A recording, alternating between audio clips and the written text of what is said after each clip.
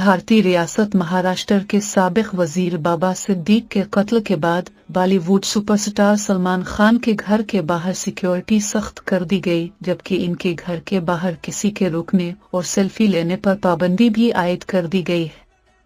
महाराष्ट्र के साबिक वजीर और एनसीपी के रहनुमा बाबा सिद्दीक को मुंबई के इलाके बांदे में नामालूम अफराद ने गोली मारकर कत्ल कर दिया था। वाक़ये में मुलव्वस 2 अफराद को गिरफ्तार भी कर लिया गया था। लॉरेंस बिश्नोई ग्रुप ने सोशल मीडिया पर पोस्ट के जरिए बाबा सिद्दीक के कत्ल की जिम्मेदारी कबूल की थी और इस ग्रुप ने इस कत्ल की वजह बाबा सिद्दीक के सलमान खान से ताल्लुकात को करार दिया था। बाबा सिद्दीक के कत्ल के बाद ही सलमान खान के घर के बाहर सिक्योरिटी बढ़ा दी गई थी, जबकि अब भारतीय मीडिया ने रिपोर्ट किया है कि सलमान खान के गैलेक्सी अपार्टमेंट के बाहर रुकने और सेल्फियां लेने पर भी पाबंदी आयद कर दी गई है।